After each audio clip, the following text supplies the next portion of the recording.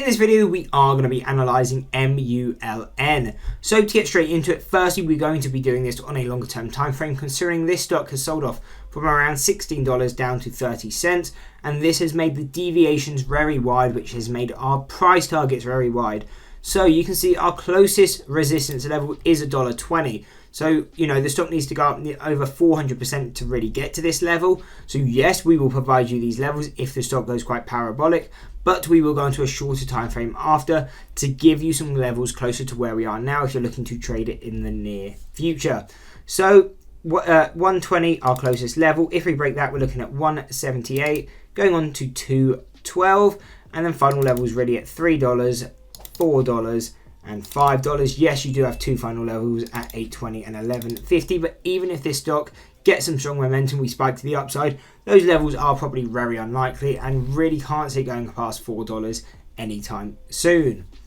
Now, onto the support side of things, we can't do this on a shorter term on the longer term time frame, because all the deviations are negative. So the only set of support we have is at, basically the 52-week low, near enough where we are today, at around 30 cents. This is our statistical mean on the 6 month, and also obviously 52-week low. So if we fall below here, the only areas of support we can even think of are just going to be psychological levels. So 25 cents, and really 10 cents would be the key ones I would be focusing on if we were to continue declining in price.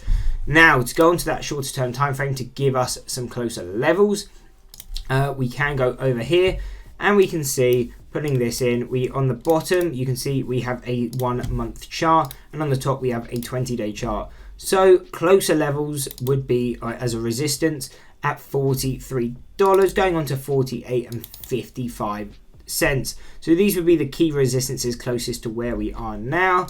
And again, looking at the downside, what can we be paying attention to? And we can see these support levels line up very closely at 20 cents. So that is quite a far sell-off from where we are now. So the key focus, if we continue to the downside, would be 30 cents, 25 cents, and 20 cents as key support levels.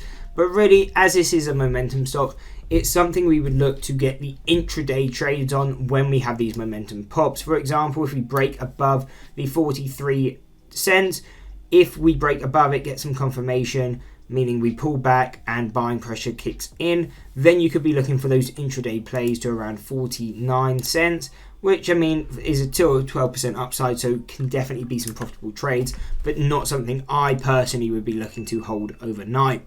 Anyway, I hope you enjoyed the video. If you did, why not drop a like and subscribe, and check out one of these two analysis videos.